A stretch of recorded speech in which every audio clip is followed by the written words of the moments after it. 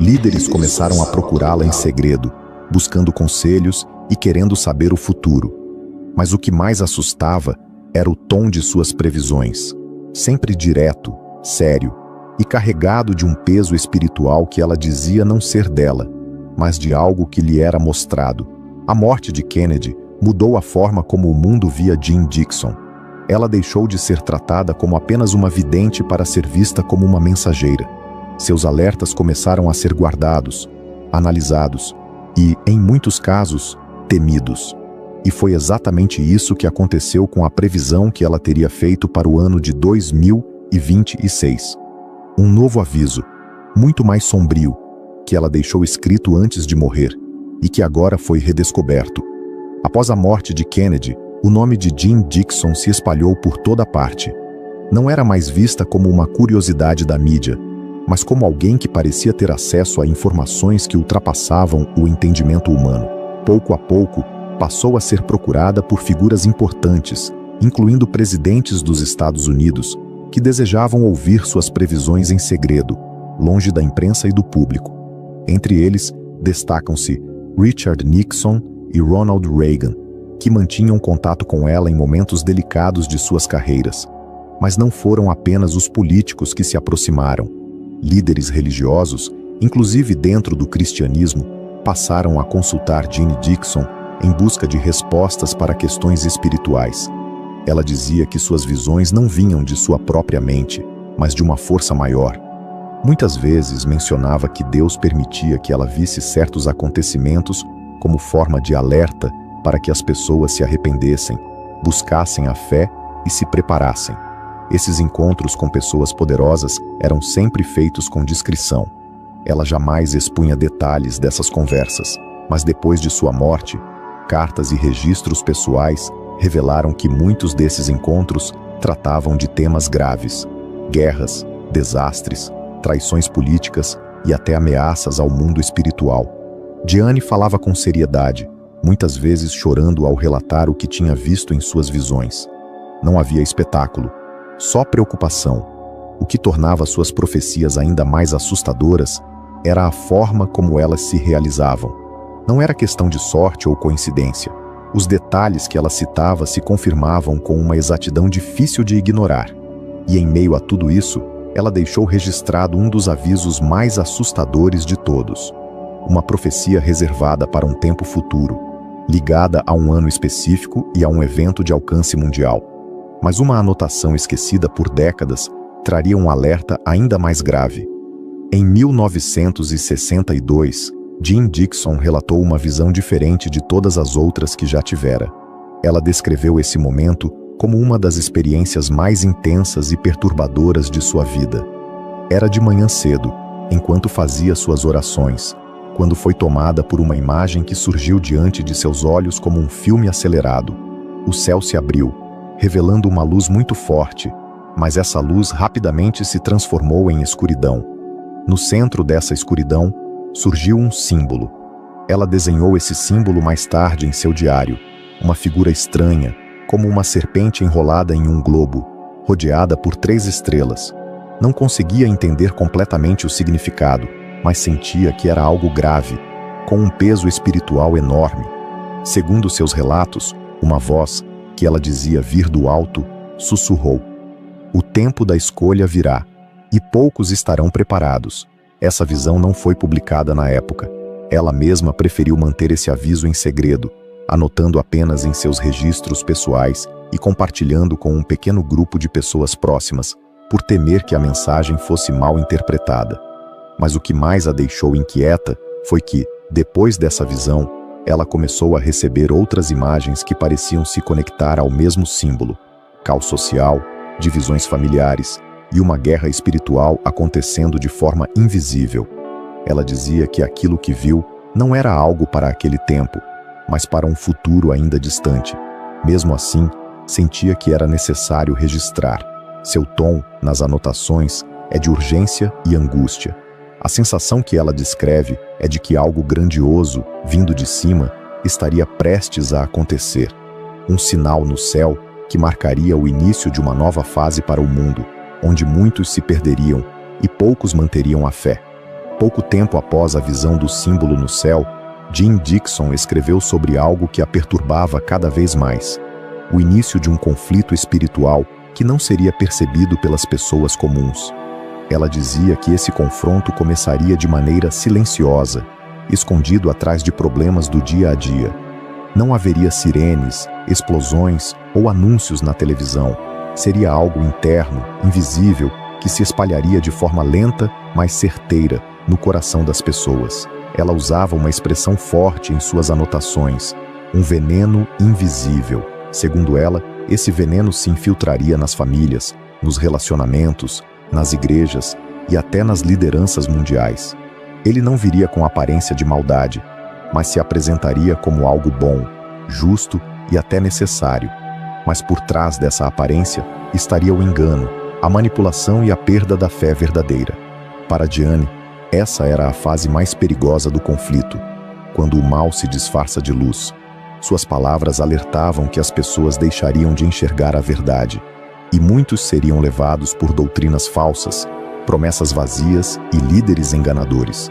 Ela falava que o mundo estaria cada vez mais dividido e que a confusão seria usada como arma. Valores antes inquestionáveis seriam tratados como ultrapassados, e o que era errado passaria a ser celebrado. E tudo isso aconteceria sem barulho, sem guerras aparentes, como um sussurro que vai se tornando grito sem que ninguém perceba. Esse aviso, guardado em suas anotações, voltou a chamar atenção recentemente, quando estudiosos notaram que muitos dos comportamentos e acontecimentos atuais refletem exatamente aquilo que Jeanne descreveu há décadas. E em meio a esses registros, ela deixou claro que esse conflito invisível era só o começo. Algo ainda maior e mais perigoso estava por vir, com data marcada. Entre os registros mais perturbadores deixados por Jim Dixon está a descrição do surgimento de uma figura que ela chamou de o Grande Enganador. Essa pessoa, segundo suas palavras, seria vista como uma esperança para o mundo. Alguém carismático, com aparência bondosa, que conquistaria multidões com palavras doces e promessas de paz, justiça e progresso. Mas, por trás desse rosto sorridente, estaria um plano sombrio, que ela acreditava ser parte de um engano global. Jim alertava que esse falso salvador surgiria num tempo de grande confusão. As pessoas estariam cansadas de guerras, doenças, crises e divisões. E é justamente nesse cenário que ele apareceria, como uma resposta para os problemas da humanidade. Muitos o receberiam com aplausos, dizendo que finalmente o mundo teria encontrado um novo líder para guiar a todos com sabedoria. Porém, nas entrelinhas de seus discursos, estaria uma sutil negação da fé verdadeira. Ela relatava que esse homem promoveria uma nova forma de espiritualidade, unindo diferentes crenças em uma só. Mas o que parecia união, na verdade, seria o início de um afastamento silencioso da verdade bíblica. Igrejas se dividiriam, valores cristãos seriam tratados como obstáculos, e muitos líderes religiosos seriam seduzidos por essa nova ideologia, acreditando que estavam fazendo o bem. O mais assustador era a forma como Diane descrevia a reação das pessoas. Ela dizia que a maioria não perceberia o engano. Pelo contrário, defenderiam esse homem com paixão, rejeitando qualquer um que ousasse questioná-lo. Ela repetia uma frase com frequência: o mundo aplaudirá o erro e perseguirá a verdade. E segundo suas anotações, essa figura já estaria sendo preparada há décadas, aguardando o tempo certo para aparecer. Esse tempo, dizia ela, estaria se aproximando. E em seus registros, um ano específico aparece várias vezes. Mas isso só foi descoberto recentemente. E isso ainda não é o mais surpreendente. Durante décadas, os diários de Jim Dixon foram guardados com certo receio. Muitos dos que tinham acesso evitavam divulgar o conteúdo mais sombrio de suas anotações. Mas em meio às centenas de páginas escritas à mão, um número começou a se repetir com frequência: 2026. Não era apenas uma data qualquer. Ela a marcava com círculos vermelhos, sublinhava e escrevia ao lado frases como grande virada, tempo decisivo e escolha definitiva entre a luz e a escuridão. Segundo registros encontrados, Jim Dixon acreditava que 2026 não seria apenas mais um ano no calendário, mas o início de uma mudança mundial sem precedentes, algo que afetaria todas as nações, religiões, culturas e sistemas políticos ao mesmo tempo. Ela não especificava um único evento, mas falava de uma sequência de acontecimentos que se encadeariam de forma rápida, quase como dominós caindo um após o outro. E uma vez iniciada essa sequência, nada poderia ser feito para interrompê-la. Ela descreveu esse período como a colheita do engano. Em suas palavras, o que foi plantado ao longo dos anos anteriores começaria a dar fruto em 2026. E o mundo perceberia tarde demais que o que floresceu não era vida, mas destruição disfarçada de progresso. Seus relatos apontam que muitas das mudanças seriam vistas como avanços tecnológicos, sociais e até espirituais, mas que tudo fazia parte de uma manipulação maior. Tá aí a segunda parte desse vídeo, né, dessa mulher, a Jean Dixon, né, do que ela viu ali, da visão. Tudo que a gente vê nesse vídeo é o que a gente sempre alerta as pessoas, né? Sempre fala ali, o que Jesus também está sempre dizendo nas mensagens, né? Ela fala desse veneno que infiltraria nas famílias, né? Que o inimigo usaria para destruir as famílias, destruir os casamentos.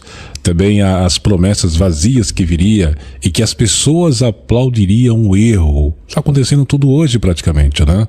Já está acontecendo diante dos nossos olhos tudo isso. As pessoas estão aplaudindo aquilo que é errado, aquilo que não é certo, né? Viria muitos enganadores, olha aí. E é uma situação, né, difícil que nós estamos deparando com o que a gente trouxe nesse vídeo, e ao mesmo tempo nós revendo, né, nas mensagens ali que Jesus sempre fala para nós, nos alertando com relação a isso, né?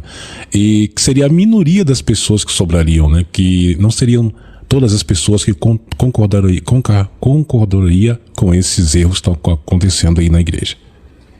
Sabemos que esse aqui foi nos anos 60, essa profecia que ela deu, e hoje não está acontecendo. O mundo aplaudirá o erro e perseguirá a verdade. E o que hoje está acontecendo hoje? Hoje a verdade está sendo errada e o erro está sendo aplaudido. E que ela viu também com o homem que vinha chegar e ia cativar todas as religiões. Não está aí? Como é que ela sabia que está acontecendo hoje com esse Papa?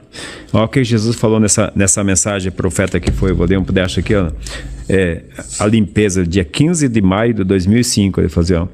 Agora tudo está sendo descoberto. Ele vai querer mudar o sistema dentro da minha igreja. Este revolucionário já ajudou a tirar a vida de muita gente na sua terra e junto com o maior assassino dos últimos tempos. Minha Santa Mãe alertou para que não deixasse entrar o ecumenismo dentro essa é a irmã Lúcia que está falando para o profeta aí. Deixar entrar o comunismo dentro da igreja. O complô que foi planejado, mesmo com a presença do Papa João Paulo II, tudo era secreto, para que ele não pudesse saber, para que depois da sua morte, então, o livro negro deles viesse a mudar o rumo de todos os católicos. Aí está o ecumenismo, é uma insegurança para toda a humanidade. A perda da fé está sendo a maior profanação. Os terroristas aliados estão para atacar onde houver ordem e respeito. Então a gente está vendo tudo que está se cumprindo, vai ter um caos, porque não tem mais segurança. Eles tomaram de assalto a casa de Deus. Não tem mais. Só as pessoas que Deus está escolhendo, que seguem o livro Palavra de Deus e rezam o Santo Rosário. É a pessoa que Deus está escolhendo. Quando Jesus veio, como é que ele escolheu? Escolheu pescadores, cobradores de impostos. O São Pedro, quando Deus chamou ele, Deus entregou a chave da igreja para ele, também era perseguido, era recusado. Mas quem que sobrou continuou? Aqueles que perseguiram, nem sinal deles não tem mais. E hoje o que vai acontecer? Mas a tristeza é que vem milhões que vão se perder junto. Eles podiam ver O pessoal tantos que eu li na Sagrada Escritura, está escrito várias partes sobre o nosso profeta. Está mais escrito sobre o profeta. Não tem como duvidar. Está escrito no profeta. E o que ele ensinava, está tudo se cumprindo. Está tudo se cumprindo. Eu quero ler aqui mais uma vez aqui o que Ezequiel falou sobre esse livro, sobre o profeta que está aqui, que nós... É uma passagem aqui, ó.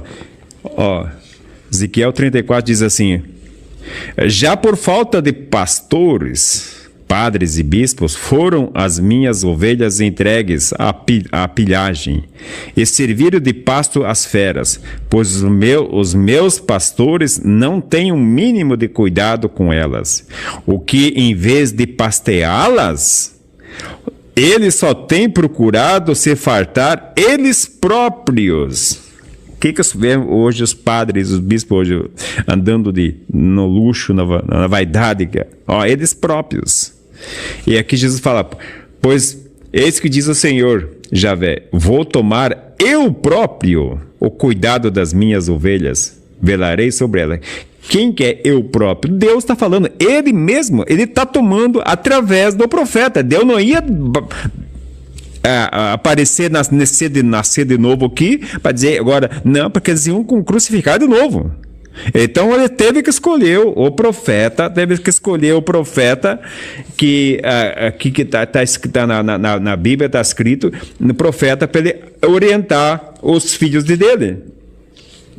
Os obedientes que estão... Porque aqui em São João diz assim, Jesus fez ainda muitas outras coisas. Se fossem escritas uma por uma, penso que nem o mundo inteiro poderia conter os livros que deveriam escrever. Então, deixou dito que alguém ia escrever. Alguém ia aparecer e escreveu um livro. Está em Malaquias, também diz assim, assim falavam o Senhor, os que temem o Senhor, mas o Senhor o viu atento, diante dele foi escrito o livro que conservava a memória daquele que teme o Senhor e respeita o seu nome. Respeita o seu nome, por isso que tem o nome Deus na capa do livro. Respeita o nome Deus. Aqui em outra passagem aqui, vou ler aqui que está escrito também sobre Atos dos Apóstolos. Atos dos Apóstolos também está aqui em Daniel também fala aqui sobre esse livro aqui, Daniel 12:4 diz assim, enquanto a ti, Daniel, guarda isso secreto e conserva esse livro lacrado até o momento final. Muitos daqueles que a recorrerem verão aumentar seus conhecimentos. Aí são Daniel 12:4. A ti, Daniel, guarda isso secreto e conserva este livro lacrado. Então foi guardado, então é para esse livro que é a palavra de Deus.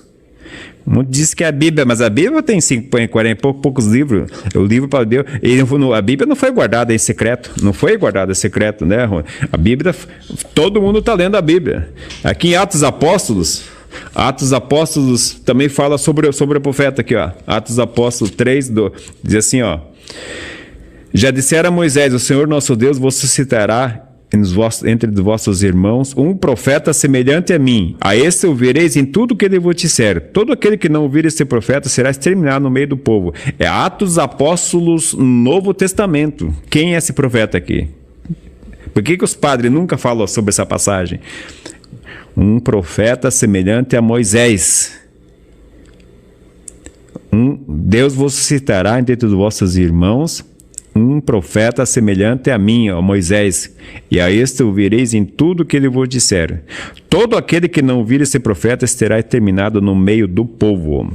O profeta falava desde 1072 que o Papa João Paulo II era o último Papa. Não tinha mais. Hoje, então, agora aqueles que gostam de modernizar a igreja, acreditar numa coisa, eles aceitam, mas os que seguem, que respeitam as coisas de Deus, que sabem que Deus merece respeito, esses não acreditam. Agora, vamos trazer agora esse vídeo do padre. Veja só, que nós passemos, quando esse Papa foi eleito, esse padre, ele foi ele estava rezando a missa, e ele entrou em coma. E lá um anjo levou ele e mostrou para ele o futuro da igreja, né?